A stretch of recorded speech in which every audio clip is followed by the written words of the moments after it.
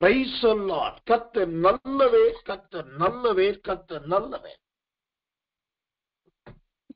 ஆண்டவருடைய நாமத்துக்கு மகிமையும் கிருபையும் தயவும் உண்டாவதாக.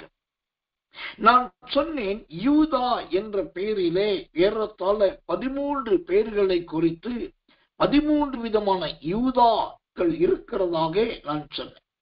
அதுல முதலாவது யூதாவை குறித்து நாம் பார்க்கும்போது, இந்த ஆதியாகமத்தின் புஸ்தகம் 49ஆம் அதிகாரம் 8வது வசனத்திலே, யூதாவே சகோதரரால் புகழப்படுபவன் நீயே என்று முதலாவது யூதாவை குறித்து பார்க்கிறோம். இந்த யூதாவின் பிறப்பை குறித்து ஆதியாகமத்தின் புஸ்தகம் 29ஆம் அதிகாரம் 35வது வசனம், ஆதியாகமம் 29ஆம் அதிகாரம் 35வது வசனத்தை வாசிக்கிறேன். மறுபடியும் அவள் கர்ப்பவதியாகி ஒரு குமாரனை பெற்று, இப்பொழுது கர்த்தரை துதிப்பேன் என்று சொல்லி அவனுக்கு யூதா என்று பெயரிட்டாள்.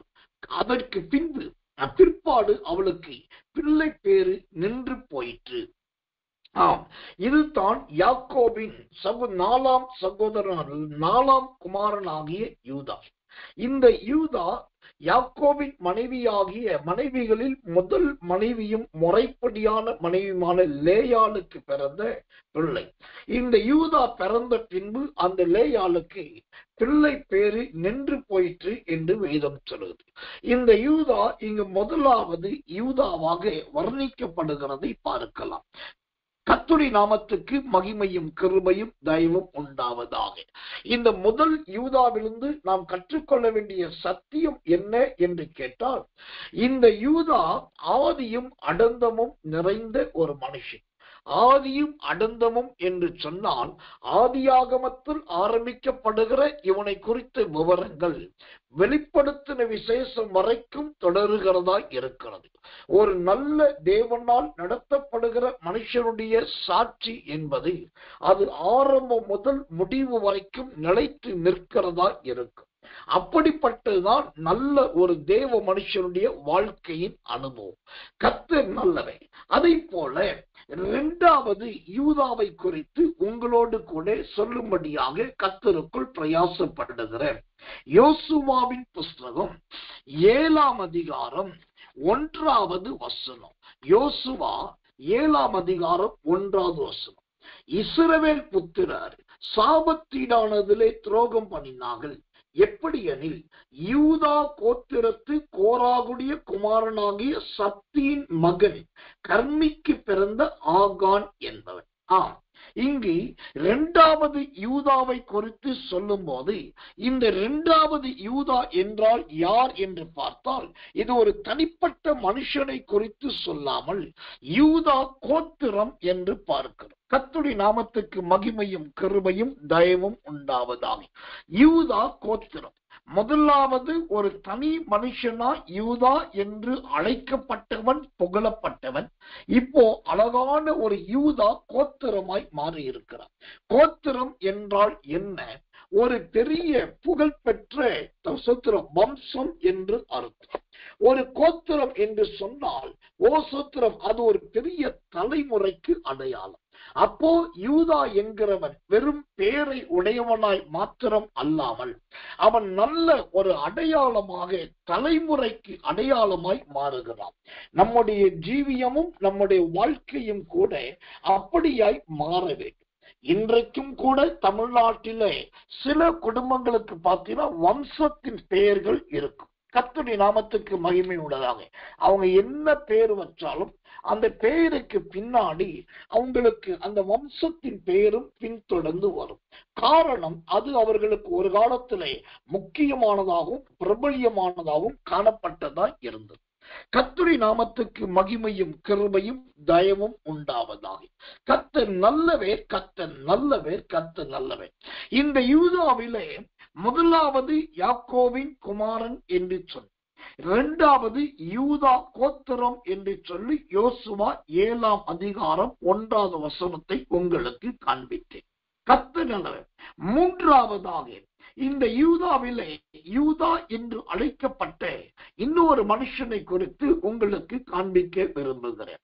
ஒன்று ராஜாக்களின் புஸ்தகம் 12ஆம் அதிகாரம் 17வது வசனம். ஒன்று ராஜாக்கள் 12ஆம் அதிகாரம் 17வது வசனத்தை வாசிக்கும் போது, அங்கு இஸ்ரவேலின் ராஜ்யம் பிரிக்கப்பட்டதற்கு பின்பு, சோத்திரம், அந்த தாவீதின் பேரனும் சாலமோனின் குமாரனுமாகிய ரெகொபெயாம் ஆண்ட தெற்கு பகுதிக்கு பெயர்தான் இந்த யூதா என்று சொல்லப்படுது. அதாவது தாவீதுடைய சூத்திரம் பேரன் சாலமோனுடைய குமாரன் ஆண்ட ஒரு பகுதிக்கு பெயர் அங்கு யூதா என்று சொல்லப்படுது. ஒன்று ராஜாக்கள் புஸ்தகம் 12ஆம் அதிகாரம் 17வது வசனம் வாசிக்கிறேன். ஜெபத்தோடு கவனிங்கள். கர்த்தருடைய நாமத்துக்கு மகிமை உண்டாவதாக. ஆனாலும் யூதாவின் பட்டணங்களிலே குடியிருந்த இஸ்ரவேல் புத்திரர் மேல் ரெகொபெயாம் ராஜாவாய் இருந்தார். யூதாவின் பட்டணம், இந்த தெற்கு பகுதி, ஒரு பகுதிக்கு பெயர் அங்கு யூதா என்று பார்க்கிறோம். இப்போ யூதாவின் பட்டணங்கள் என்று சொல்லி இந்த ஒன்று ராஜாக்கள் 17 12 17 பார்க்க, இந்த பட்டணங்கள் என்பது எதை குறிக்கிறதா இருக்கிறது? உபாகமத்தின் புஸ்தகம் 28ஆம் அதிகாரத்தை வாசித்து பார்த்தால், நீ பட்டணத்திலும் ஆசீர்வதிக்கப்பட்டிருப்பாய் என்று வேதம் சொல்லுது. அப்போ இந்த யூதாவின் 3வது பெயர் ஒரு பட்டணத்தை குறிக்கிறது. அந்த பட்டணம் என்றாலே ஆசீர்வாதம் என்றுதான் உபாகமம் 28 பார்க்கிறோம். அப்போ நாம் வாழுகிற நம்முடைய வீடு மட்டும் ஆசீர்வதிக்கப்பட்டதா இருந்தால் பற்றாது, நம்முடைய பட்டணமும் ஆசீர்வதிக்கப்பட்டதா இருக்க வேண்டும். தமிழ்நாட்டிலே சில ஊழியங்கள் ஆரம்பத்திலே சாதாரணமாய் ஒரு வீட்டிலே அல்லது ஒரு பகுதியிலே ஆரம்பித்தவைகள் பின்பு அது வளர்ந்து விருத்தி அடைந்து சில ஊழியங்கள் ஒரு மலையையே பிடித்திருக்கிறது. சில ஊழியங்கள் ஒரு கிராமத்தையே ஆண்டு கொண்டிருக்கிறது. சில ஊழியங்கள் அந்த பட்டணம் முழுவதும் நிறைந்திருக்கிறது. சில ஊழியமோ தமிழ்நாடு மற்றும் வெளி மாநிலங்களிலும் வளர்ந்திருக்கிறது. இதெல்லாம் எதை குறிக்கிறது? அந்த ஆசீர்வாதம். சூத்திர பட்டணம் என்றாலே நீ பட்டணத்திலும் ஆசீர்வதிக்கப்பட்டிருப்பாய். அப்ப யூதா என்கிற பட்டணம் கூட ஆசீர்வாதத்தை குறிக்கிறது என்று சொன்னால், ஆண்டவர் அந்த யூதா என்கிற நாமத்தை எந்த அளவுக்கு மகிமைப்படுத்துகிறவராய் இருக்கிறார் என்பதை இங்கு கவனமாய் கவனிக்க வேண்டும். தேவனுடைய நாமத்துக்கு மகிமையும் கிருபையும் தயவும் உண்டாவதாக. கர்த்தர் நல்லவர், கர்த்தர் நல்லவர், கர்த்தர் நல்லவர். இந்த யூதாவை குறித்த 4வது பெயரை உங்களுக்கு காண்பிக்கிறேன். எஸ்ராவின் புஸ்தகம் 3ஆம் அதிகாரம் 9வது வசனம். எஸ்ரா 3ஆம் அதிகாரம் 9வது வசனத்தை வாசிக்கும் போது, அங்கு எஸ்ராவின் நாட்களில் கர்த்தருடைய ஆலயத்தின் சூத்திர வேலையை நடத்தின லேவியர்கள் சிலர் இருந்தார்கள். அந்த லேவியர்களில் சிலருடைய தகப்பனுக்கு பெயர்தான் யூதா என்று பார்க்கிறோம். எஸ்ரா 3ஆம் அதிகாரம் 9வது வசனம். கர்த்தர் நல்லவர். வாசிக்கிறேன், கவனியுங்கள். ராஜாவுக்கு சம்மதியானால் அவர்களை அழிக்க வேண்டுமென்று எழுதி அனுப்ப வேண்டியது. அப்பொழுது நான் ராஜாவின் கஜானாவிலே கொண்டு வந்து செலுத்த வேண்டிய 10,000 தாலந்து வெள்ளி காணிக்கையை அங்கு கொண்டு வந்து கொடுப்பேன் என்று சொல்லி இங்கு பார்க்கிறோம். மன்னிக்கணும், அந்த வசனம் இடம் மாறி இருக்கிறது. இப்போ இந்த யூதாவிலே 4வது யூதா கர்த்தர் அல்லவே எஸ்ராவின் நாட்களில் கர்த்தருடைய ஆலயத்தின் வேலையை நடத்தி கொண்டிருக்கும் போது அங்கு இருந்த ஒரு லேவியன், அந்த லேவியனுடைய சூத்திரம் பெயர்தான் இங்கு எஸ்ரம் சுத்திரம் யூதா என்று பார்க்கிறோம். இதிலே இந்த லேவியன் என்கிற வார்த்தை நாம் கவனிக்க வேண்டிய, அறிந்து கொள்ள வேண்டிய முக்கியமான ஒரு வார்த்தை. ஏன்னாக்கா நமக்கு இந்த வருஷத்துல ஆண்டவர் கொடுத்த வாக்குத்தத்தம் உண்டு. அதிலே கடந்த வருஷத்துல ஆண்டு கொடுத்த கிருபையுள்ள வாக்குத்தத்தம் உண்டு. அந்த வாக்குத்தத்தத்தில் ஒன்று என்ன? எனக்கு ஊழியம் செய்கிற லேவியரை வர்த்திக்க பண்ணுவேன். அப்ப லேவியர் என்று சொன்னாலே வர்த்திக்க பண்ணப்படுகிறவர்கள் என்று அர்த்தம். வர்த்திக்க பண்ணப்படுதல் என்று சொன்னால் நாளுக்கு நாள் பெருகுகிறவர்கள் என்று அர்த்தம். கர்த்தருடைய நாமத்துக்கு மகிமையும் கிருபையும் தயவும் உண்டாவதாக. அப்படியானால் நன்றாய் கவனிங்கள், ஒரு தேவ பிள்ளையின் வாழ்க்கை, ஒரு தேவ பிள்ளையின் ஜீவியம் எப்படி இருக்க வேண்டும் என்று சொன்னால், நாளுக்கு நாள் வளருகிறதும் நாளுக்கு நாள் விருத்தி அடைகிறதுமா இருக்க வேண்டியது ரொம்ப அவசியம், ரொம்ப முக்கியம். கர்த்தர் நல்லவே, கர்த்தர் நல்ல. அதிலும் ஆண்டவர் இந்த லேவியருக்கு என்று ஒரு விருத்தியின் ஆசீர்வாதத்தை கொடுத்திருக்கிறார். இவர்கள் ஆலயத்தில் இருந்தாலும் சரி, ஊழியத்தில் இருந்தாலும் சரி, யாருடைய வீட்டிலே தங்கி இருந்தாலும் சரி, அந்த லேவியர்களின் நிமித்தம் தேவன் அவர்களையும் அவர்களோடு கூட இருக்கிறவர்களையும் கூட ஆசீர்வதிக்கிற தேவனாய் இருக்கிறார்.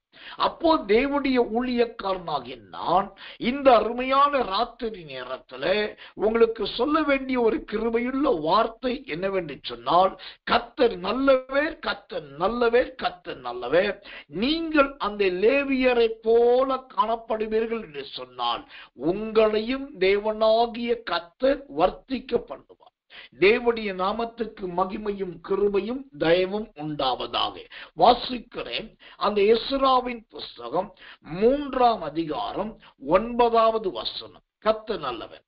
அப்படியே தேவனுடைய ஆலயத்தின் வேலையை செய்கிறவர்களை நடத்தும்படி யெசுவாவும் அவன் குமாரரும் சகோதரரும் கத்மியேலும் அவன் குமாரரும், கவனிங்கள், யூதாவின் குமாரரும் எனாதாத்தின் குமாரரும் என்று பார்க்கிறோம், ஒருமனப்பட்டு நின்றார்கள். ஆமென்.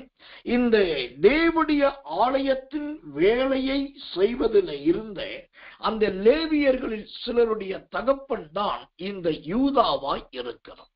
இந்த யூதாவை குறித்து தான் அந்த தேவனுடைய வார்த்தை சொல்கிறது, அவர்கள் ஒருமனப்பட்டு நின்றார்கள். ஆமென்.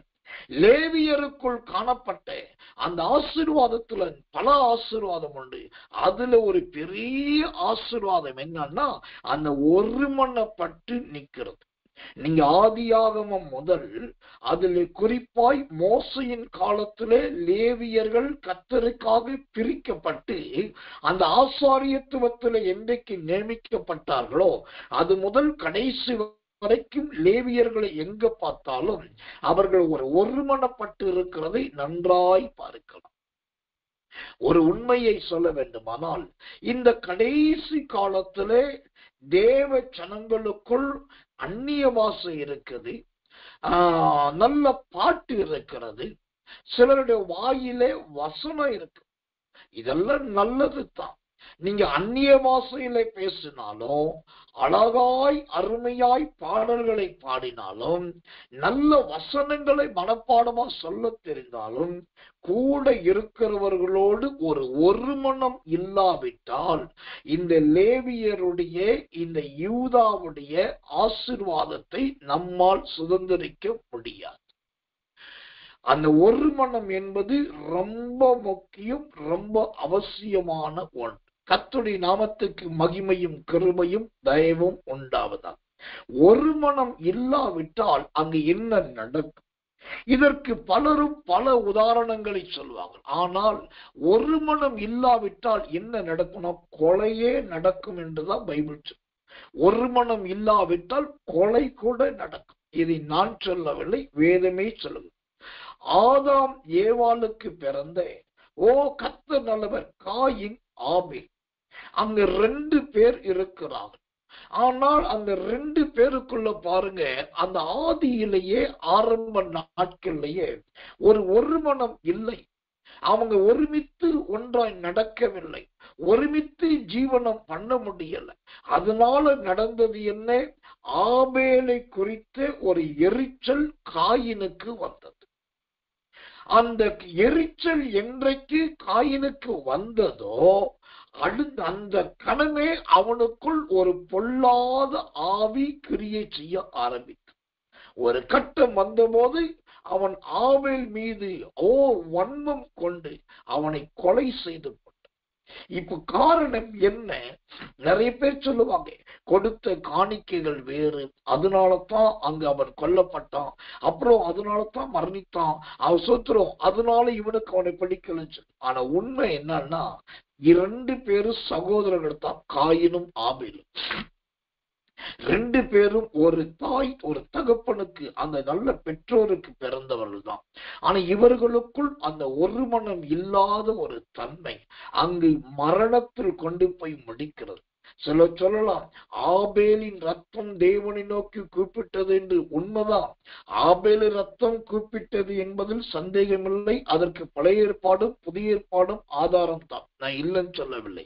ஆனாலும் அந்த ஒரு மனம் இசைந்து போகிற, விட்டு கொடுக்கிற தன்மை அல்லது ஏற்றுக்கொள்கிற தன்மை ஒன்று இருந்திருந்தால் அங்கே இந்த கொலையே நடந்திருக்காது. இப்போ இந்த அருமையான தேவ பிள்ளைகள் மனம் திறந்து நீங்க ஆராய்ந்து பார்க்க, தேவன் உங்களோடு வைத்திருக்கிறவர்களோடு முதலாவது ஒரு மனம் இருக்குதா? இந்த ஒரு மனது யாரோடு முதலாவது இருக்கிறன்னா, கூட இருக்கிறவங்களோடு. காயினும் ஆபேலும் கூட ஒருத்தரோடு ஒருவராய் ஒன்றாய் இருந்தவர், அங்கதான் ஒரு மனம். நீங்க தூர நாட்டுல இருக்கிறவங்க, தூர மாநிலத்தில் இருக்கிறவங்க, வேற இடத்துல இருக்கவங்களை குறித்தல்ல, முதலாவது கூட இருக்கிறவர்களோடு ஒரு மனமா ஒன்னா பிரயாணம் பண்ண முடியுதான் பாருங்க. இப்ப ஒரு மனம் இல்லாதவர்களுக்கு காயினையும் ஆபேலையும் நான் உங்களுக்கு அடையாளம் காண்பித்தேன். அடுத்தது ஒருமனப்பட்டவர்களுக்கு ஒரு கூட்டத்தை காண்பிக்கிறேன். அங்கு ஒரு மனம் இருந்தா என்ன நடக்கும் என்பதை நீங்களே பாருங்க. லூக்கா சுவிசேஷத்தின் புஸ்தகம் 24 அதிகாரத்தை படித்து பார்க்கும் போது, எருசலேமிலிருந்து எம்மாவூருக்கு 2 சீசர்கள் போய்கொண்டிருக்கிறார். அங்க 2 பேராய் போகும்போது ஒருமனப்பட்டு போகிறார்கள், ஒரே மாதிரி நடந்து போகிறார்கள், பேசிக்கொண்டே போகிறார்கள். அப்போ இயேசுவானவர் அவர்களுக்கு நடுவே மறைமுகமாய் தோன்றி அவரும் அவர்களோடு கூட போகிறார். இப்ப 3 பேரு போகிறார்கள். அந்த 3 பேர்கிட்ட பாருங்க, ஒருத்தருக்கு ஒருத்தர் பேசிக்கிட்டே போறாங்க. ஒருத்தர் கேள்வி கேட்க, இன்னொருத்தர் பதில் சொல்ல. 3 பேரும் வீட்டுக்குள்ள ஒன்னா போய் நுழைகிறாங்க. 3 பேரும் அந்த இடத்துல உள்ள நுழைஞ்ச பிறகு அங்க அழகா சாப்பாடு எடுத்து வைக்கிறாங்க. எல்லாம் நடக்குது. அப்போதான் பைபிள் சொல்லுது, அவர்கள் இருதயம் கொழுந்து விட்டு எரிந்தது. அவர்கள் வேத வாக்கியங்களை ஆராய்கிறவர்களாய் இருந்தார்கள். அவர்கள் கண்கள் திறக்கப்பட்டது என்றெல்லாம் பார்க்கிறோம். அப்போ இந்த கர்த்தர் நல்லவர், கர்த்தர் நல்லவர். இந்த சூத்திரம் 4வது லேவியனை குறித்து, மன்னிக்கிறோம், 4வது யூதாவை குறித்து பார்க்கும்போது, எஸ்ராவின் நாட்களில் ஆலயத்தின் வேலை நடத்தின அந்த சிலருடைய தகப்பன் தான் இந்த யூதா. இவனுடைய வாழ்க்கை எப்படி இருக்குது? நல்ல ஒருமனப்பட்டு நிற்கிறதா இருந்தது. அதனாலதான் அந்த ஒரு மனம் எம்மாவூர் சீசர்களுக்குள் காணப்பட்டது. அதனால் வேத வாக்கியங்கள் வெளியரங்கமாக்கப்பட்டது, ஆவிக்குரிய கண்கள் திறக்கப்பட்டது, அவர்கள் ஆவி உயிரடை. இப்போ காயின் ஆபேலுடைய ஒரு மனதை பாருங்கள், எம்மாவூர் சீசர்கள் இயேசுவின் ஒரு மனதை பாருங்கள். காயின் ஆபேலுடைய ஒரு மனம் இல்லாத தன்மை அங்கு கொலையை செய்ய வைத்தது, மரணத்தை கொண்டு வந்தது. எம்மாவூர் சீசர்கள் இயேசுவின் ஒரு மனமானது அவர்கள் ஆவியை களிக்கூற பண்ணினது, கொழுந்து விட்டு எரிய பண்ணினது, சத்திய வசனங்களை கொடுத்தது, கண்களை திறந்தது. இந்த செய்தியை கேட்கிற தேவ பிள்ளைகளே, இதுல 2 உங்களுடைய ஒரு மனம் எப்படிப்பட்டதா இருக்கிறது? எந்த அனுபவத்தில் இருக்கிறது? யூதாவின் அந்த ஒரு மனம், யூதாவின் வம்சத்தில் வந்த லேவியருடைய ஒரு மனம் அங்கு ஒருங்கே எழுந்து நிற்க வைத்து, கர்த்தர் நல்லவே, கர்த்தர் நல்லவே, கர்த்தர் ஆனபடியினால் இந்த எம்மாவூர் சீசர்கள் மற்றும் இயேசுவை போல ஒருமனப்படுவோம். அதனால் நம்முடைய ஆவிக்குரிய கண்கள் திறக்கப்படட்டும். நாம் வேத வாக்கியங்களை அறிந்து கொள்ளுகிற பாக்கியத்தை பெற்றுக் கொள்வோம். கர்த்தர் நல்லவே, கர்த்தர் நல்லவே, கர்த்தர் நல்லவர். மற்றும் 13 யூதாக்களில் 4 யூதாக்களை குறித்து உங்களுக்கு சொல்லி இருக்கிறது. 5வது இன்னொரு யூதாவை குறித்து சொல்ல வேண்டுமானால் எஸ்ராவின் புஸ்தகம் 10ஆம் அதிகாரம் 23வது வசனம். எஸ்ரா 10ஆம் அதிகாரம் 23வது வசனத்தை வாசிக்கிறேன், கவனியுங்கள். கர்த்தர் நல்லவர், கர்த்தர் நல்லவர், கர்த்தர் நல்லவர். தேவனுக்கு மகிமை உள்ளதாக. லேவியரில் யோசபாத், சிமேயி, கெதலியா என்னும் பேருள்ள கெலாயா, பெத்தனியா, யூதா, எலியேசர் என்பவர்களும். இங்கு ஒரு யூதாவை பார்க்கிறோம். இந்த எஸ்ராவின் புஸ்தகம் 10ஆம் அதிகாரம் 23வது வசனத்திலே. இந்த 5வது யூதா யார் என்று சொன்னால், எஸ்ராவின் நாட்களில் அந்நிய ஸ்திரீகளை கொண்டிருந்ததான ஒரு கூட்டம் இருந்தது. அந்த அந்நிய ஸ்திரீகளை கொண்டிருந்த கூட்டத்தில் இருந்தவர்களில் ஒருவருடைய பேர் தான் இந்த யூதா என்று சொல்லப்படுகிறது. இப்போ இந்த 5வது யூதாவாகிய இவனை குறித்து என்ன சொல்ல வேண்டும் என்று சொன்னா, அந்நிய ஸ்திரீ என்று வேதத்திலே பார்க்கிறோம். அந்நிய ஸ்திரீ என்று சொன்னால் அது எதற்கு ஒப்பானது என்று சொன்னால், அந்நிய அக்கினிக்கு ஒப்பானது. அந்நிய அக்கினியும் கர்த்தருக்கு அருவருப்பானது. அந்நிய ஸ்திரியும் கர்த்தருக்கு அருவருப்பானது. அப்போ ஒரு அந்நிய ஸ்திரியை அந்நிய அக்கினிக்கு இங்கு ஒப்பிட்டு சொல்லுகிறேன் என்று சொன்னால், ஒரு ஸ்திரீனுடைய ஜீவியம் ஒரு மனுஷனுடைய வாழ்க்கையிலே அது இன்பத்தை, சந்தோஷத்தை கொடுக்கிறதா இருக்க வேண்டும். ஆனால் அதே ஸ்திரீனுடைய ஜீவியம் ஒரு மனுஷனுடைய வாழ்க்கையிலே மன நோவை கொண்டு வரக்கூடாது. இன்றைக்கு இப்ப அந்நிய ஸ்திரீ என்பது யார் என்று கேட்டால், தேவனால் தெரிந்து கொள்ளப்படாததும் தேவனால் நியமிக்கப்படாததும் கர்த்தரிடத்தில் கேட்டு பெற்றுக் கொள்ளாததுமான மற்ற மார்க்கத்தை சார்ந்த ஸ்திரீ. இந்த ஸ்திரீகள் தேவனுடைய காரியத்திலும் தேவனுடைய நியமத்தின்படியும் நடக்கிறவர்களாய் இராமல், இவர்கள் மாம்சத்துக்கும் மாம்சத்தின் இச்சைகளை நிறைவேற்றுவதற்கு ஏதுவானவர்களாய் காணப்படுகிறார். இப்படிப்பட்ட ஐக்கியத்தை உடைய சிலருடைய வாழ்க்கை எப்படி ஆகிறது? அந்நிய அக்கினியை போல ஆகிவிடும். அந்நிய அக்கினி என்பது என்ன? மடியிலே நெருப்பை வைத்துக் கொண்டு எனக்கு வேகல, எனக்கு சுடல என்பது.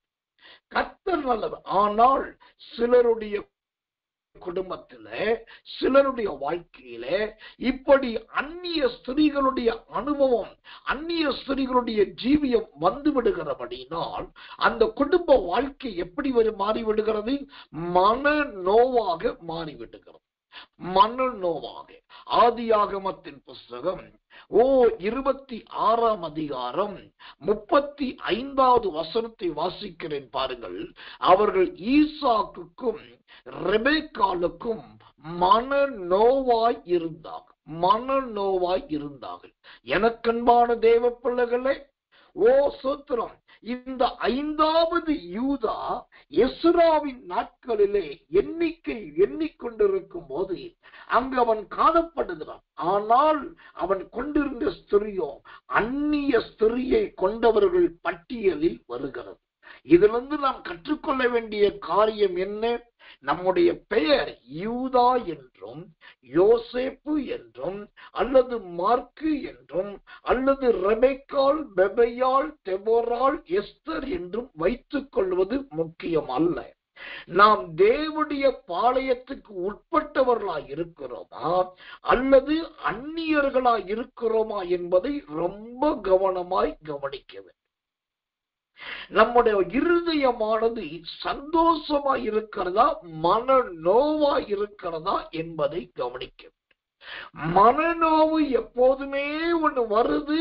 எப்பயுமே ஒரு மனநோவு இருக்குதுன்னா அந்த இடத்துல ஒண்ணு அந்நிய அக்கினி அல்லது அந்நிய மனுஷனுடைய செய்கை இருக்கிறது என்றார். அந்த அந்நிய மனிதர்களுக்கு இடம் கொடுக்காதீர்கள். நான் அந்நிய ஸ்திரீ என்று சொல்லுவது பாவமுள்ள ஸ்திரீயை மாத்திரமல்ல, அந்நிய மனிதர்களையும் சொல்லுகிறேன். நீங்கள் தேவனுடைய பிள்ளைகளாயிருப்பீர்கள், ரட்சிக்கப்பட்டவர்களாயிருப்பீர்கள், சபைக்கும் சாட்சிக்கும் காரணமாயிருப்பீர்கள். தேவனுடைய ஊழியத்தை செய்கிறவர்களும் தாங்குறவர்களுமாயிருப்பீர்கள். முடிஞ்ச வரைக்கும் கிறிஸ்துவின் ஜீவியத்தை நல்லா வாழுவீங்க. ஆனா உங்க வீட்டிலே அந்நிய மனிதர்கள் என்கிற ரட்சிக்கப்படாத ஒரு மனுஷனுக்கோ மனம் திரும்பாத ஒரு ஸ்திரீக்கோ அதிக முக்கியத்துவத்தை கொடுத்து, அதிக இடத்தை, வாய்ப்பை கொடுத்து, அவர்களை அந்த இடத்துல ஒரு பிரதானமாய் நீங்கள் உயர்த்தும் போது ஆரம்பத்தில் எல்லாம் குளிர்ந்த தண்ணீரை போல எதமாய் இருக்கும். ஆனால் சில மாதங்கள், சில வாரங்கள், கொஞ்சம் நாட்கள் கடக்கும் போது அவர்களே உங்களுக்கு மன நோவாக மாறி போவார். தேவனுக்கு மகிமையும் கிருபையும் தயவும் உண்டாவதாக. ஒரு முறை குஜராத் மாநிலத்திலே தேவனுடைய ஊழியத்துக்காக அன்றைய கிருபையினாலே நான் போயிருந்தேன். மன்னிக்கணும், சத்தீஸ்கர் மாநிலத்திலே தேவனுடைய ஊழியத்துக்காக அழைக்கப்பட்டது.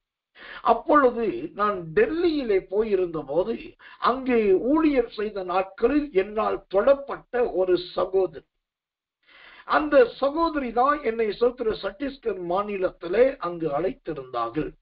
அங்கு தேவனுடைய ஊழியத்துக்காக போயிருந்தேன்.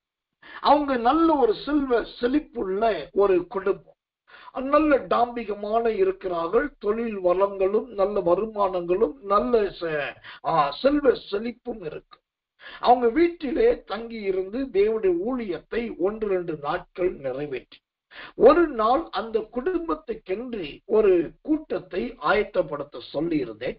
அவர்கள் அறிந்தே தெரிந்த எல்லாரையும் கூப்பிட்டு நல்ல ஒரு அழகான நேர்த்தியான ஊழியத்தை ஆயத்தப்படுத்தினார். அப்போ அவங்க என்னை வரவேற்று இருக்கிறார்கள், நிறைய செலவழித்து இருக்கிறார்கள், ஊழியர்கள் ஆயத்தப்படுத்தி இருக்கிறார்கள். எனக்காக டாம்பிகமான பல காரியங்களை பெரிய அளவிலே செய்கிறார். எல்லாம் நல்லா செய்து வரும்போது அவங்க வீட்டிலேயே அவங்க ஆசீர்வாதத்துக்காக கூட்டத்தை வைக்க சொல்லி அந்த கூட்டத்தை செய்து கொடுத்துட்டு இருக்கும் போது ஆண்டவர் சொல்றாரு, இந்த கூட்டத்தை நடத்துகிற இந்த சகோதரி மற்றும் இந்த குடும்பத்தாரை குறித்து கத்த சொல்லுகிறார், நீங்கள் எப்போதும் மனநோவோடு கூட இருக்கிறீர்கள், மனநோவு உள்ளவர்களாகவே இருக்கிறீர்கள் என்று கத்த சொல். அப்போ அந்த தீர்க்க தரிசனம் வந்தவுடன் எனக்கே அது ஒரு பிரமிப்பா இருந்தது. சோத்திரம், ஒரு கேள்விக்குறியாகவும் இருக்கு.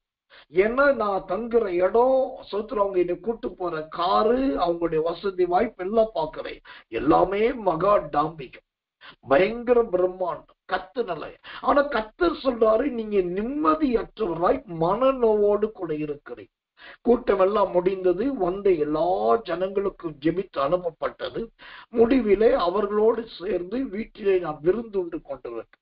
அப்போ அந்த ஃபேமிலி டிஸ்கஷன் உட்காந்து நாங்க சேர்ந்து சாப்பிட்டுட்டு இருக்கோம். ஒருத்தர் பகிர்ந்து பேசிட்டு இருக்கும் போது அப்போ அந்த சகோதரி சொன்னாங்க, பாஸ்டர், நாங்க மனநோவோடு இருக்கிறோம் நீங்க சொன்னீங்களே, அது 100% உண்மை அப்படின்னு சொல்லி கண் கலங்கினார். என்ன விஷயம், ஏன் கர்த்தர் சொன்னார் என்று கேட்டேன். அப்போதான் அந்த சகோதரி சொன்னார்கள், எங்க வீட்டுக்கு பக்கத்து பில்டிங், அதாவது இந்த சுவற்றுக்கு அடுத்த சுவர், நீங்க எட்டி பார்த்தால் தெரியும். ஆரம்பத்திலே ஒரு சகோதரன் வந்து கடை வைப்பதற்காக கேட்டார். அவர் ஒரு சகோதரன், நல்ல மனுஷன் என்று நினைத்து அவருடைய பார்வை, அவங்க நடவடிக்கை, அவங்க ஆளை பார்த்து நல்லவர்களை நினைத்துதான் நாங்க அவங்களுக்கு வாடகைக்கு கொடுத்தோம். ஆனா இப்போ அவங்க வாடகை கொடுப்பதே கிடையாது. வாடகை கொடுத்து கிட்டத்தட்ட 7 வருஷத்துக்கு மேல ஆயிடுச்சு. வாடகையும் கொடுக்கல, இடத்தை காலியும் பண்ண மாட்டாங்க. நாங்க எவ்வளவோ சொல்லி பார்த்துட்டோம், எவ்வளவோ ஜெபித்து பார்த்துட்டோம், எவ்வளவோ கேட்டு பார்த்துட்டோம். அவங்க ஏதோ வில்லங்கம் பண்ணுகிறார்கள். ஆனா கடை நடக்கிறது, வியாபாரம் நடக்கிறது, தொழில் நடக்கிறது. அவங்க வாடகை கொடுக்கறது இல்ல, காலி பண்ணவும் மாட்டாங்க. நாங்க என்ன பண்றதுன்னு தெரியல. ஒருவேளை அது நாங்க வாடகை வேற யாராவது வாடகைக்கு விட்டுருந்தோம், இன்னைக்கு கோடிக்கணக்கான ரூபாய் எங்களுக்கு வந்திருக்கும். ஆனா 7 வருஷமா அதை கொடுக்காம அவங்க முள்ளாகவே இருக்கிறார்கள். இதனாலேயே எங்களுக்கு ஒரு பெரிய மன உளைச்சலா இருக்கிறது என்று சொல்லி அந்த சகோதரி சொன்னாங்க. எதற்காக சொல்லுகிறேன், இன்னைக்கு நிறைய குடும்பங்களிலே ஆரம்பத்தில் நல்லவர்களை போல நுழைகிற செல், ஆரம்பத்திலே உதவியா இருக்கிறவர்களை போல் வருகிற அந்நிய மனிதர்கள், அந்நிய ஸ்திரீகள், அந்நிய புருஷர், ஆனால் அவர்களே மனநோவாய் மாறி போகிறார்கள். உங்களோடு கூட சம்யோகம் பண்ணுகிறவர்கள், உங்களோடு கூட உறவாடுகிறவர்கள், நீங்கள் இடம் கொடுத்து வீட்டிலே தங்க வைக்கப்பட்டிருக்கிறவர்கள் உங்க ஆவிக்கு ஏற்றவர்களா இருக்கிறார்களா என்பதை பாருங்கள்.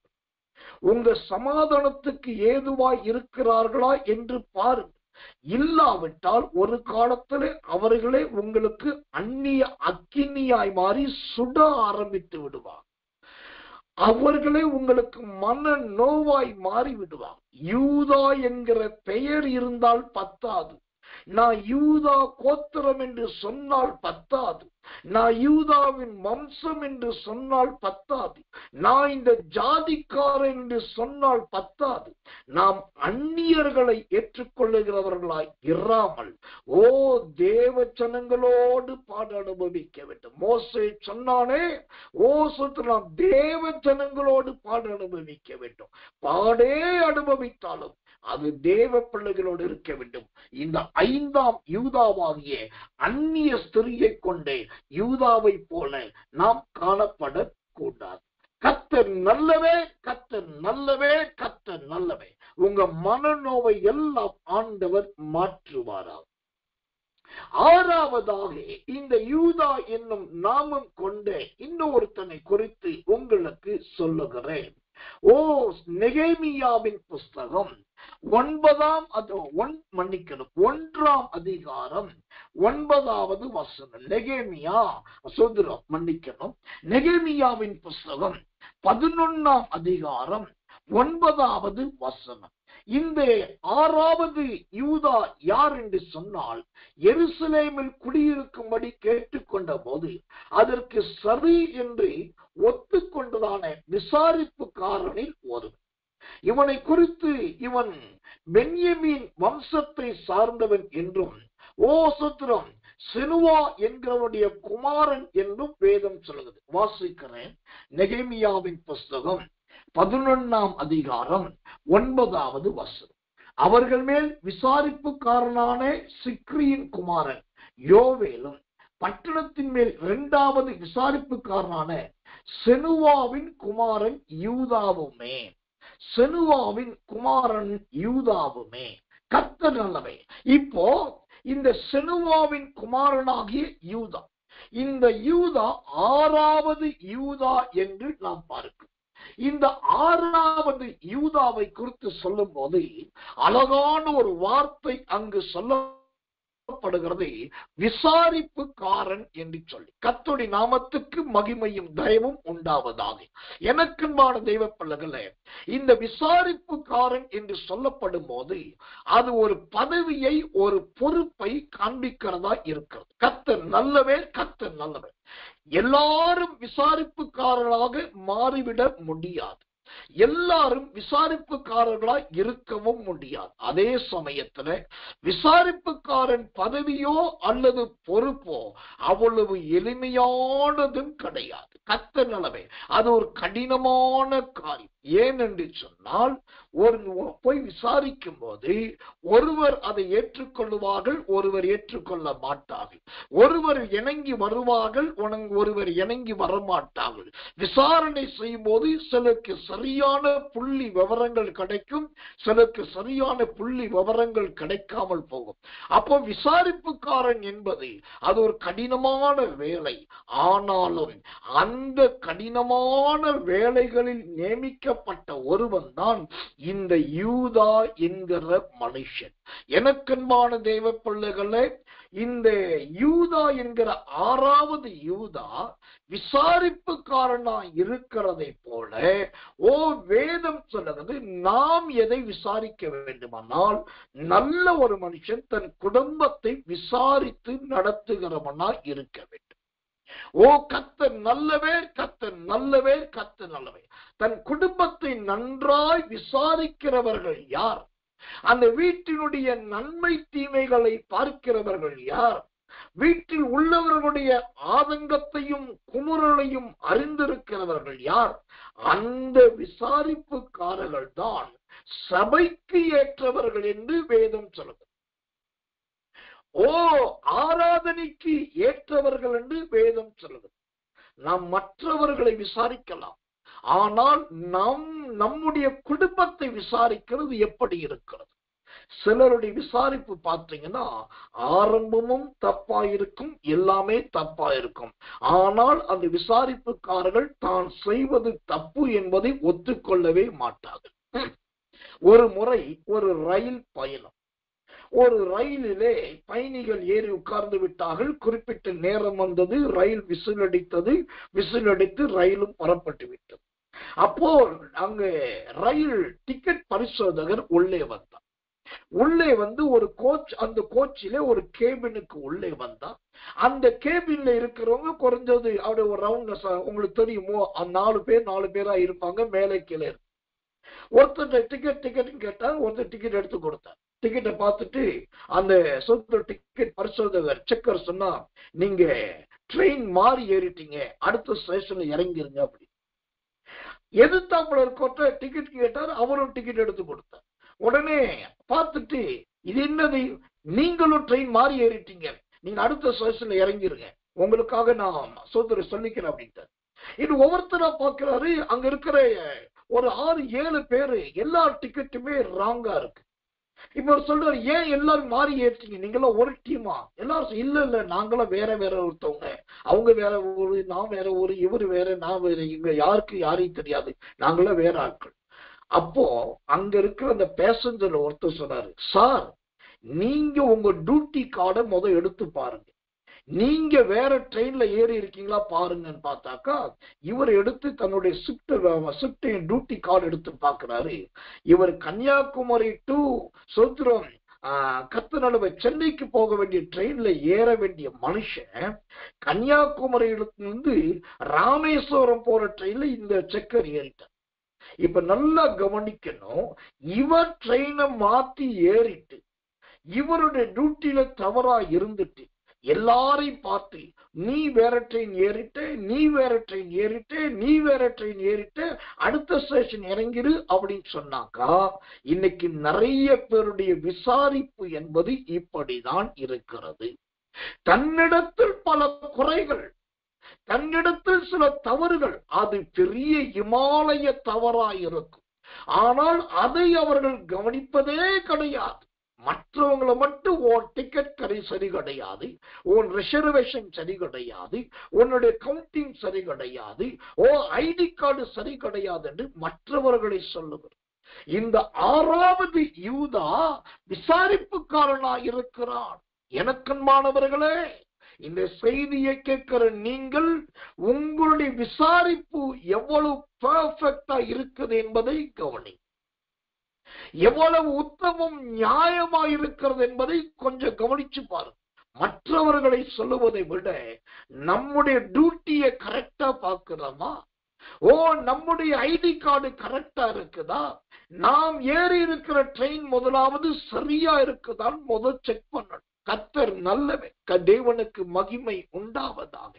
அப்படிப்பட்ட ஒரு உண்மையுள்ள விசாரிப்புக்காரனுக்கு தான் பைபிள் சொல்லுது உக்கிரானக்காரன் என்று பைபிள் சொல்லுது. அந்த உக்கிரானத்துவம் ரொம்ப முக்கியம். இந்த யூதாவிலே ஒருவன் விசாரிப்புக்காரனாகவும் இருக்கிறான். அதனால தான் அங்க அவருடைய பெயர் அவனுடைய வம்சத்தோடு கூட வேதத்திலே அழகாய் சொல்லப்பட்டிருக்கிறது. கர்த்தர் நல்லவர், கர்த்தர் நல்லவர், கர்த்தர் நல்லவர். தேவனுடைய நாமத்துக்கு மகிமையும் கிருபையும் தயவும் உண்டாவதாகும். இந்த யூதாவிலே 7வது யூதா, இந்த 7வது யூதாவை கொடுத்து நீங்கள் அறிய வேண்டுமானால், நெகேமியாவின் புஸ்தகம் 12ஆம் அதிகாரம் 8வது வசனம். நெகேமியா 12:8 வாசிக்கும் போது, செருபாபேலோடு கூட சிறையிருப்பிலிருந்து திரும்பின துதி செய்கிறவர்களில் இவன் ஒருவனாய் இருக்கிறான்.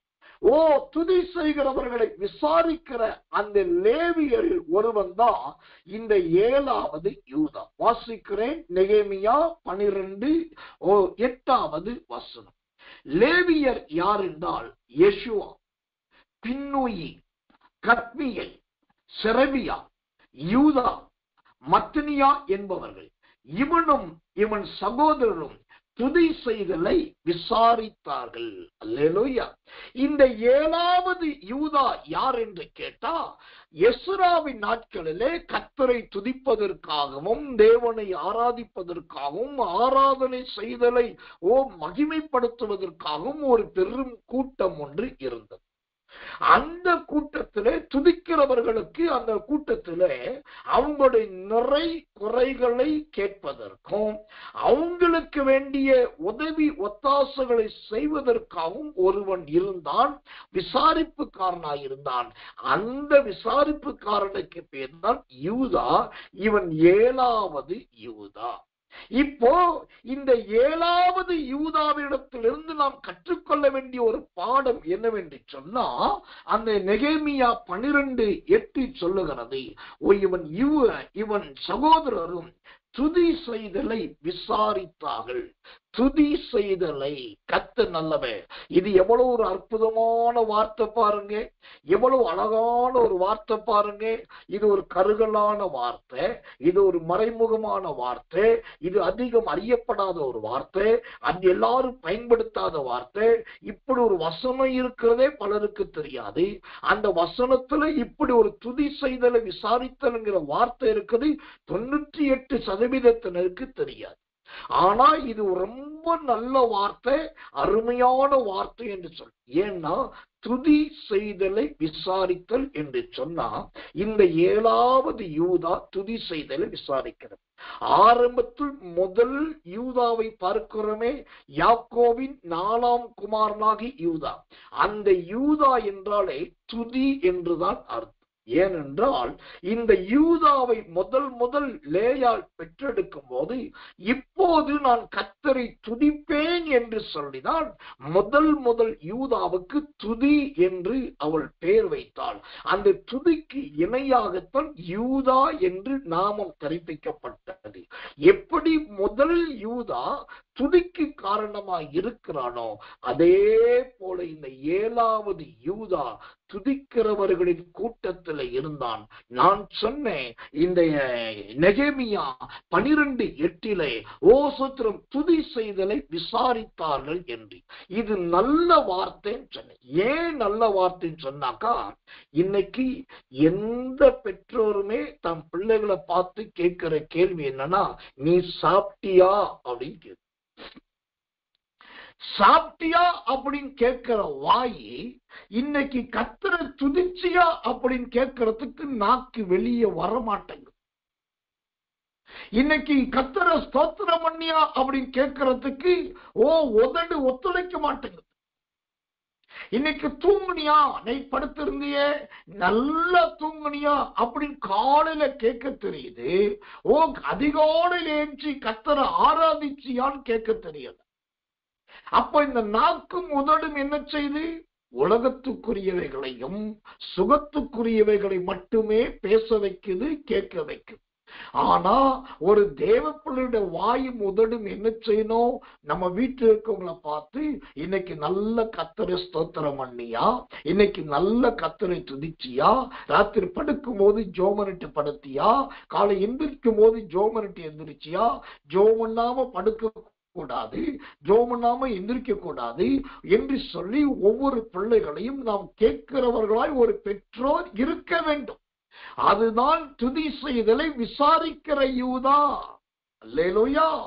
இந்த பரிசுத்த விசாரணை இன்னைக்கு யார் வீட்டில் இருக்குது?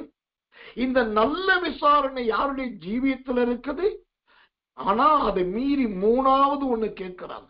நல்லா சாப்பிட்டியான்னு கேட்கிறாங்க, நல்லா தூங்குறியான்னு கேட்கிறாங்க. 3வது என்ன கேட்கிறாங்க, ஏமா உன் உடம்பு நல்லா இருக்கான்னு கேட்கிறாங்க. உடம்புக்கெல்லாம் நல்லா இருக்குதா அப்படின்னு கேட்கிறாங்க.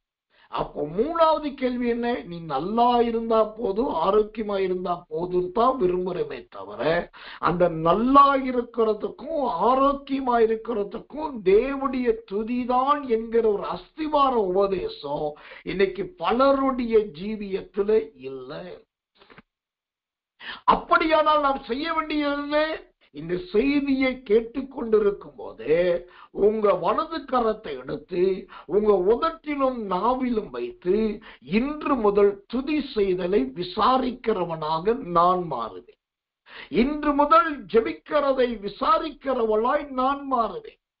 இன்று முதல் ஆராதித்தாயா என்று கேட்கிறவர்களாக நான் மாறுவேன் என்று சொல்லி இப்பொழுதே ஒப்புக்கொள்ளுங்க. அப்ப யூதாவிலே 7வது யூதா துதி செய்தலை விசாரிக்கிற அருமையான யூதா. பைபிள்ல தேவனை துதித்தவர்களில் எத்தனையோ பல நூறு பேரை சொல்லலாம். ஆதியிலே மிரியாமெல்லாம் பாட்டு பாடுறா, கர்த்தர் மகிமையாய் வெற்றி சிறந்தார், அவரை பாடுங்கள் என்று பாரு. அப்புறம் சங்கீதக்கார வானத்தை பூமியை இழுத்து வச்சு பாடலாம். இப்படி நிறைய பேர் துதிக்கிறாங்க, பாடுறாங்க. ஆனா இவங்க எல்லாருடைய துதியை விட பைபிள்ல எனக்கு பிடிச்ச ஒருத்தருடைய துதி எதுனாக்கா, லூக்கா சுவிசேஷம் 2ஆம் அதிகாரம் 34, 35 என்று விசுவாசிக்கிறேன். அங்கே ஒரு ஆரோனின் குமாரத்திகளில் ஒருத்தியாகிய அன்னாள் என்கிற ஒரு 80 வயது கடந்த ஒரு ஸ்திரீ இருக்கு. அந்த ஸ்திரீ பாருங்க, தேவனுடைய ஆலயத்தை விட்டு நீங்காமல் இரவும் பகலும் உபவாசிக்கிறவளும் துதிக்கிறவளுமாய் இருந்தார். அந்த வயது முதிர்ந்த அந்த தாயாருடைய துதி என்னுடைய மனம் கவர்ந்த துதி. கர்த்தர் நல்லவர். அந்த வயசிலும் கர்த்தரை துதிக்கிறார்கள், அந்த வயசிலும் கர்த்தரை ஆராதிக்கிறார்கள். எனக்கன்பான தேவ பிள்ளைகளை, இந்த 7வது யூதா துதி செய்கிறவர்களை விசாரிக்கிற யூதா. அப்படிப்பட்ட நற்கிரியை நம்முடைய ஜீவியத்துல கண்டிப்பாய் காணப்பட வேண்டும். இந்த நல்ல பழக்கம் நம்முடைய வாழ்க்கையில உண்டாக வேண்டும். கர்த்தர் நல்லவே, கர்த்தர் நல்லவே, கர்த்தர் நல்லவே. தேவனுடைய நாமத்துக்கு மகிமையும் தயவும் உண்டாவதாக. 8வதாக, இந்த யூதா என்னும் நாமம் தரித்தவர்களில் 8வது யூதாவை குறித்து உங்களுக்கு சொல்லுகிறேன். நெகேமியாவின் புஸ்தகம் 12ஆம் அதிகாரம் 34வது வசனம். நெகேமியா 34வது வசனம். இந்த 8வது யூதா யார் என்று கேட்டால், நெகேமியாவின் காலத்தில் யூதாவின் பிரபுக்கள் இருந்தாங்க. அந்த யூதாவின் பிரபுக்கள்ல அலங்கத்தின் மேல் துதி செய்து கொண்டு வலது பக்கமா போற ஒரு கூட்டமா இருந்துச்சு. வலது பக்கம் மற்றும் இடது பக்கம் போற கூட்டம் ஒரு 2 கூட்டம் இருந்துச்சு. அந்த நெகேமியாவின் காலத்துல அலங்கத்து மேல நின்று வலது பக்கம் போற ஒரு கூட்டம் இருந்துச்சு. அந்த கூட்டத்துல இருந்த ஒருத்தனுடைய பேர் தான் யூதா. வாசிக்கிறேன். அந்த நெகேமியா 12ஆம் அதிகாரம் 34வது வசனம். யூதா, பென்யமீன், செமாயா, எரேமியா என்பவர்களும், ஆம், கர்த்தர் நல்லவர், கர்த்தர் நல்லவர், கர்த்தர் நல்லவர். இவர்களை குறித்து விளக்கம் வேண்டுமானால் 31ஆம் வசனத்தை வாசிக்கிறேன் பாருங்க. அப்பொழுது நான் யூதாவின் பிரபுக்களை அலங்கத்தின் மேல் ஏற பண்ணி துதி செய்து நடந்து போகும்படி 2 பெரிய கூட்டத்தாரை நிறுத்தினேன். அவர்களில் ஒரு கூட்டத்தார் அலங்கத்தின் மேல் வலது புறமாக குப்பை மேட்டு வாசலுக்கு போனார். நெகேமியா கட்டின பெரிய அலங்கம், அந்த அலங்கத்தின் மேலே ஒரு துதிக்கிற கூட்டத்தை நிறுத்தினா அந்த கூட்டம் 2 பக்கத்துல போச்சு.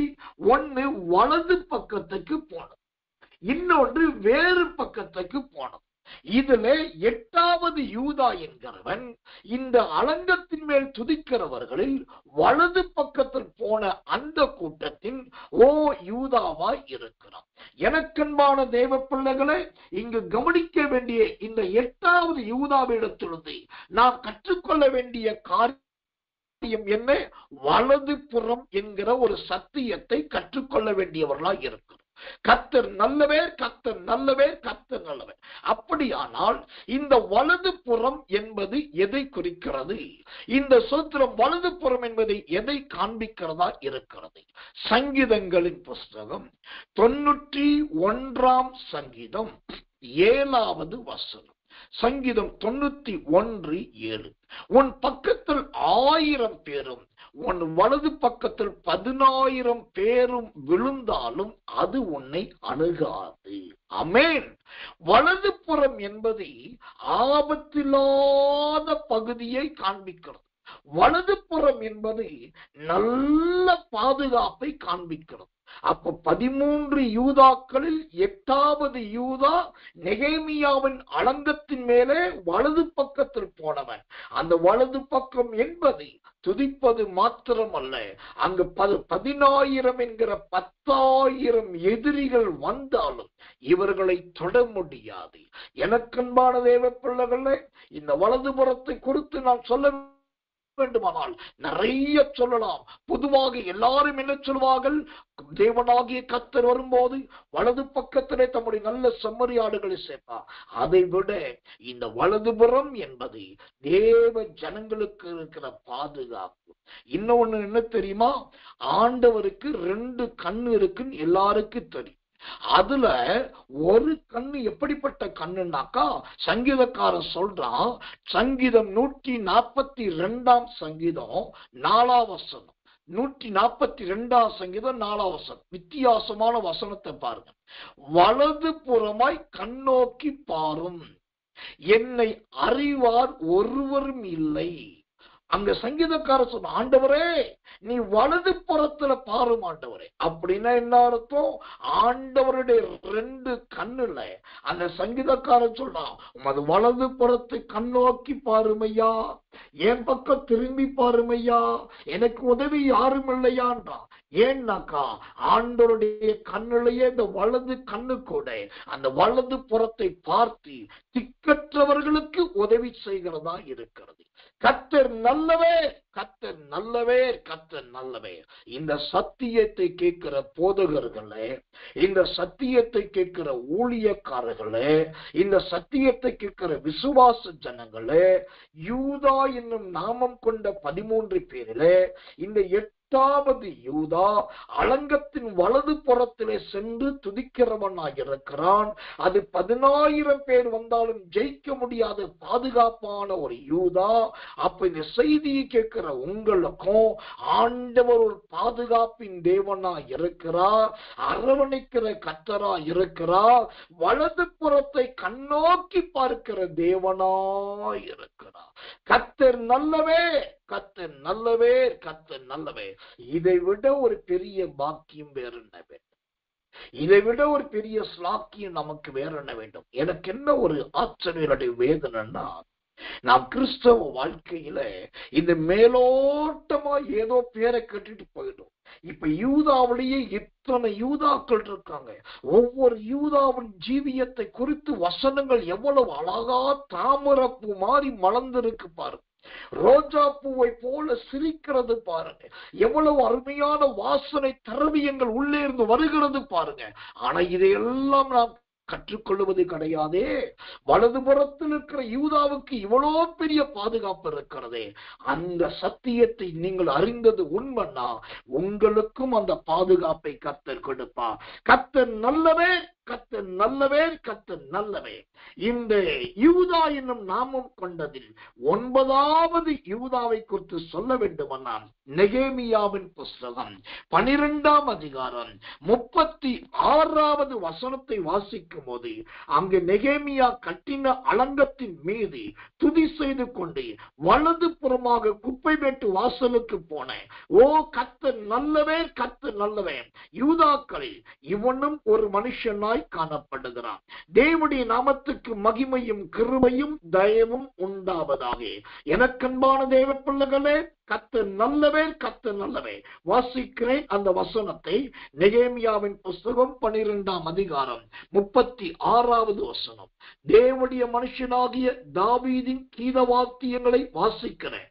அவன் சகோதரரான செமாயா, அசரையேல், மிலாலாய், கிலாலாய், மகாய், நெத்தானியேல், யூதா, அனானி என்பவர்கள் போனார்கள். வேதபாரகராகி எஸ்ரா இவர்களுக்கு முன்பாக நடந்தார். இந்த 9வது யூதா யார் என்று கேட்டால், ஓ கர்த்தர் நல்லவர். இங்கு அழகான 2 பேரை சொல்லப்படுகிறது. முன்னாடி பார்த்தா தாவீது கீத வாத்தியங்களை வாசிக்கிறவர்கள், பின்னாடி பார்த்தா எஸ்ராவுக்கு ஓ சோத்திரம் பின்னாக சென்றவர்கள். அந்த பக்கம் தாவீது, இந்த பக்கம் எஸ்ராவின் அடைக்கலம். எனக்கன்பானவர்களே, இந்த 9வது யூதா ஒரு பக்கம் தாவீதின் கீத வாத்தியங்களை வாசிக்கிற தாளந்து நிறைந்தவனாயிருக்கிறார். யூதா என்கிற பெயரை உடையவர்களை பாருங்கள். இவன் 9வது மனுஷன் நல்ல தாளந்து உடையவன். தேவ பிள்ளைகள் ஆராதனைக்கு, ஆலயத்துக்கு, ஊழியத்துக்கு, சபைகளுக்கு போவது பெருசு ஒண்ணும் கிடையாது. அது ஒரு பெரிய முக்கியத்துவம் கிடையாது. அதை விட அந்த ஆராதனைக்கு, ஆலயத்துக்கு, ஊழியத்துக்கு போய் அங்க உங்க தாளந்துகளை வெளிப்படுத்த. மிரியாம போல பாட்டு பாட தெரியுமா? நல்ல பாட்டு பாடு. ஓ சோத்திரம், மற்ற ஸ்திரீகளை போல தீர்க்க தரிசனம் சொல்ல தெரியுமா? தீர்க்க தரிசனம் சொல்லுங்க. ஓ கர்த்தர் இசைக்கருவிகளை வாசிக்க கொண்டு கிருபை கொடுக்கிறாரா? நல்ல வாசிங்க. தாளந்துகளை புதைச்சி வைக்காதீங்க. நம்முடைய இயேசுவின் வல்லமை ஊழியத்தை உருவாக்குகிற கிருபையை கொடுத்திருக்கிறார். ஆனா அந்த தாளந்தை பயன்படுத்தபடி ஆண்டவர் சொல்லல. ஆனாலும் யாருக்கு என்ன தாளந்து இருக்கிறதோ, யாருக்கு என்ன கிருபை இருக்கிறதோ அவர்களை அதிலே இன்றைக்கு வரைக்கும் நாம் பயன்படுத்துகிறோம். யாரையும் அள்ள தட்டுவது, தலையில குட்டுவது, அவர்கள் நோஸ்கட் பண்ணுவது, ஹர்ட் பண்ணுவது, அவங்களை ஒரு மாதிரி இழிவா நடத்துறது, அவங்க முன்னாடி வரவே கூடாது, நீ தலை காட்டவே கூடாது என்று சொல்லுவதெல்லாம் இந்த இயேசுவின் வல்லமை ஊழியத்தில் இந்நாள் வரைக்கும் இல்லாமல் அனல் மூட்டி விடுவதும் தட்டி விடுவதும் அவரவர்கள் தாளந்துகளை பயன்படுத்துகிறோமா இந்த ஊழியத்தை வைத்திருப்பதற்காக தேவனை துதிக்கிறேன். யூதாக்களில் 9வது யூதா தாவீதின் இசைக்கருவிகளை வாசிக்கிற நல்ல திறமை உள்ள தாளந்துள்ள யூதாவாய் இருக்கிறார். தாளந்தை புதைத்து வைக்காதீர்கள். தாளந்துகளை கர்த்தருக்காக பயன்படுத்துங்கள். கர்த்தர் நல்லவே, கர்த்தர் நல்லவே, கர்த்தர் நல்லவே. 10வதாக இந்த 13 யூதாக்கள் 10வது யூதா யார் என்று சொன்னால் ரொம்ப எளிமையான ஒன்று. மத்தேயு சுவிசேஷம் 13ஆம் அதிகாரம் 55வது வசனம். மத்தேயு 13:55வது வசனத்தை வாசிக்கும் போது, இயேசுவின் சகோதரர்கள் ஒருவனாகிய ஒருவனுடைய பெயர் யூதாவாய் இருக்கிறது. தேவனுடைய நாமத்துக்கு மகிமையும் கிருபையும் தயவும் உண்டாவதாக. இயேசுவின் சகோதரர்களில் ஒருவன் தான் இந்த யூதா. வாசிக்கிறேன் 55வது வசனம், மத்தேயு 13ஆம் அதிகாரம். இவன் தச்சனுடைய குமாரன் அல்லவா? இவன் தாய் மரியாள் என்பவள் அல்லவா? யாக்கோபு, யோசே, சீமோன், யூதா என்பவர்கள் இவனுக்கு, அதாவது இயேசுவுக்கு சகோதரர் அல்லவா? அப்ப 10வது யூதா யாருன்னாக்கா இயேசுவின் உடன் பிறந்த சகோதரனாகிய யூதா. கர்த்தர் நல்லவே, தேவனுக்கு மகிமை உண்டாவதாக. 11வது யூதா யார் என்று பார்த்தால், அந்த 11வது யூதாவை குறித்து வேதம் சொல்லுகிறது. அப்போஸ்தலனாகிய இந்த 11வது யூதா யாக்கோபின் சகோதரன். இந்த யாக்கோபின் சகோதரனாக யூதாவுக்கு ததேயு, லெபேயு என்கிற 2 பெயர்களும் உண்டு. மார்க்கு சுவிசேஷம் 3ஆம் அதிகாரம் 18வது வசனத்தை வாசித்தா, இந்த ததேயு, லெபேயு என்று மறுபெயர் கொண்ட அப்போஸ்தலனாகிய யூதா. கர்த்தர் நல்லவே, கர்த்தர் நல்லவே, கர்த்தர் நல்லவே. இந்த யூதாதான் இயேசுவினிடத்தில் வந்து சந்தேகம் கேட்டவன். சந்தேகம் கேட்டவன் மாத்திரமல்ல, வேத பண்டிதர்கள் சொல்லுகிறார்கள், வெளிப்படுத்தின விசேஷத்துக்கு முன்பாக ஒரு புஸ்தகம் இருக்கிறது, யூதா புத்தகம். அந்த யூதா புத்தகத்தை எழுதினதே இந்த 11வது யூதாவும் அப்போஸ்தலனாகிய யூதாவாகிய இவன் தான் யூதா புத்தகத்தை எழுதினான். எழுதினவன். கர்த்தர் நல்லவே, கர்த்தர் நல்லவே, கர்த்தர் நல்லவே. யூதாவின் புஸ்தகம் 1ஆம் வசனத்தையும் அப்போஸ்தலர் நடபடிகள் 1ஆம் அதிகாரம் 13ஆம் வசனத்தை வாசிச்சு பார்த்தீங்கன்னா இந்த 11வது யூதாவை குறித்து அழகாய் தெரிந்து கொள்ளலாம். கர்த்தர் நல்லவே. இப்ப 12வது யூதா யார் அப்படின்னாக்கா, இந்த யூதா ஒரு ஆச்சரியமான யூதா. இது எத்தனை பேருக்கு தெரியும் என்று தெரியல. இந்த 12வது யூதா தமஸ்குவுக்கு சமீபமா சவுல் போயிட்டு இருக்கும் போது அவனுக்கு ஆண்டவர் வெளிப்பட்டு முள்ளில் உதைக்கிறது கடினமாய் என்று கேட்டான். ஓ சோத்திரம். அப்ப ஆண்டவர் சொல்கிறார், நீ போய் காத்துரு என்று சொன்ன போது இந்த கண் பார்வை இழந்த சவுல் என்கிற பவுல் ஒரு வீட்டிலே போய் அங்கு தங்கி இருக்கிறான். அவன் தங்கி இருந்தா பாருங்க, அந்த வாடகைக்கு சவுல் முதல் போய் தங்கி இருந்தேன் அந்த வீட்டுடைய ஓனருக்கு பெயர்தான் யூதா. அப்போஸ்தலர் நடபடிகள் புஸ்தகம் 9ஆம் அதிகாரம் 11வது வசனம். அப்போஸ்தலர் 9:11ஆம் வசனத்தை வாசிக்கிறேன். ஜெபத்தோடு கவனிங்கள். கர்த்தருடைய நாமத்துக்கு மகிமையும் கிருபையும் தயவும் உண்டாவதாக. அப்பொழுது கர்த்தர், நீ எழுந்து நேர்த்தெரு எண்ணப்பட்ட தெருவுக்கு போய் யூதாவின் வீட்டிலே தர்சு பட்டணத்தனாகிய சவுல் என்னும் பேருள்ள ஒருவனை தேடு. இப்ப சவுல் என்கிற பவுல் மனம் திரும்பும் போது முத போய் தங்கி இருந்தது இந்த 12வது யூதா என்கிற மனுஷனுடைய வீடு. கர்த்தர் நல்லவர். ஒரு ரட்சிக்கப்பட போகிற மாபெரும் மனுஷனை ஆண்டவர் நேரா யார் வீட்டுக்கு நடத்துறார் பாருங்க, யூதா. ஏனென்றால் ஆதியிலே இந்த யூதாவுக்கு செங்கோல் என்று பழைய ஏற்பாட்டிலே பெயர் உண்டு. பழைய ஏற்பாட்டு யூதா செங்கோலா இருக்கிறான். புதிய ஏற்பாட்டு செங்கோலாக இந்த பவுல் மாறுகிறார். அதனாலதான் கரெக்ட் ஆண்டவர் இந்த சவுல் என்கிற பவுலை தொட்ட உடனே நேர யூதாவின் வீட்டுக்கு அனுப்புகிறார். எவ்வளோ பெரிய பாக்கியம். கடந்த 2-3 நாளைக்கு முன்னாடி கூட இருட்டோட ஜெபத்திலே கர்த்தர் சொன்னா, தேவனால் அனுப்பப்படுகிற போதகர்கள் உங்களிடத்தில் வருவார்கள், பரிசுத்தவான்களும் தேவனுடைய அப்போஸ்தலராகிய போதகர்கள் வருவார்கள் என்று கர்த்தர் தீர்க்கதரிசனம் சொல்லி இருக்கிறார். அதே போலதான் இந்த சவுலை பவுலாய் மாற்றுவது யூதாவின் வீட்டில் வைத்துதான் கர்த்தர் அவனை மாற்றுகிறார். கர்த்தர் நல்லவே, கர்த்தர் நல்லவே, கர்த்தர் நல்லவே. கடைசியாக 13வது யூதா. இந்த 13வது யூதா யார் என்று கேட்டால், ஓ கர்த்தர் நல்லவே. அப்போஸ்தலர் நடபடிகள் 15ஆம் அதிகாரம் 22, 27 மற்றும் 32ஆம் வசனங்களை வாசித்து பார்க்கும் போது அந்தியோகு பட்டணத்துக்கு அனுப்பப்பட்ட தீர்க்கதரிசிகளில் ஒருவனாகிய இவனுக்கு இந்த 13வது யூதாவுக்கு பர்சபா என்கிற பெயரும் உண்டு.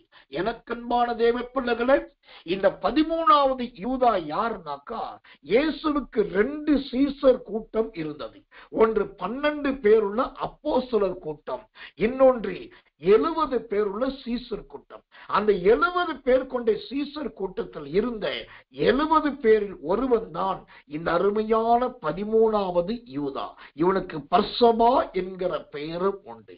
இப்படியாக ஆதியிலே யாக்கோபுக்கு பிறந்த அந்த யூதா என்கிற பெயரிலே அந்த யாக்கோபின் குமாரனாகி யூதாவை தவிர மற்ற 12 யூதாக்கள், அந்த 12 யூதாக்களை தான் நாம் பார்த்தோம். நேற்றைக்கு முதல் யூதாவை பார்த்தோம். மொத்தம் 13 யூதாக்கள். இந்த 13 யூதாக்களை குறித்து இந்த வேத பாடத்தின் ஆடியோவை திரும்ப நீங்க போட்டு வசனங்களை ஒப்பிட்டு பார்த்தா எல்லா யூதாக்களின் ஜீவியத்திலும் நன்மையான காரியங்கள், மேன்மையான காரியங்கள், செம்மையான காரியங்கள், அழகானது வரத பார்க்கலாம். காரணம், அந்த யூதாவின் செங்கோல் நீங்குவது இல்லை என்று கர்த்தர் சொன்னாரே, முடிவு வரைக்கும் அந்த செங்கோல் நீங்கல. இந்த செய்தியிலே கடைசி வரைக்கும் முடிவு வரைக்கும் இருக்கிற உங்களுக்கும் நான் சொல்றேன், இந்த யூதாவின் ஆசீர்வாதங்களை கர்த்தர் வைத்திருக்கிறார். இந்த யூதாவின் பொக்கிஷங்களை கர்த்தர் உங்களுக்கு வைத்திருக்கிறார். அதிலே விசேஷமாக துதி செய்கிற யூதா. ஓ, தாவீதின் கீத வாத்தியங்களை வாசிக்கிற யூதா, அதை போல துதிக்கிறவர்களாய் உங்களை மாற்றட்டும், நல்ல தாழ்ந்துள்ளவர்களாய் மாற்றட்டும். தேவனுடைய கரமும் கிருபையும் உங்களோடு இருப்பதாக. எல்லாரும் கண்களை மூடி ஆண்டவர் நோக்கி பார்க்க போகிறோம். ஆண்டவரே, இவ்வளவு காலங்கள் அறியப்படாத ஒரு காரியத்தை தேவன் எங்களோடு விவரித்து யூதா என்னும் நாமத்தில் காணப்படுகிற 13 பேர்களை குறித்து எங்களுக்கு சொல்லிக் கொடுத்ததற்காக ஸ்தோத்திரம் ஆண்டவரே. இவ்வளவு பெரிய வெளிப்பாடுகளுக்காக உமக்கு நன்றி என்று சொல்லி எல்லாரும் ஒருமனப்பட்டு கடைசியாய் ஒரு நிமிடம் கர்த்தரை ஸ்தோத்திரம் பண்ணுவோம், ஜெபிப்போம்.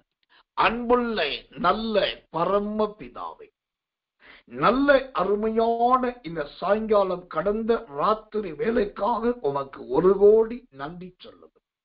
இன்றைக்கு யூதாவை குறித்த ஒரு 12 வேத பாடங்களை தேவனாகிய கர்த்தர் எங்களுக்கு கற்றுக் கொடுத்தீர் ஆண்டவரே. அறியப்படாத மறை பொருட்களை நீர் எங்கள் மீது வைத்த அன்பின் நிமித்தம் அறிவித்து வருகிறதற்காக ஸ்தோத்திரம். இந்த சத்தியங்கள், இந்த வேத பாடங்கள் உடைய பிள்ளைகளுடைய கண்களை திறக்கட்டும்.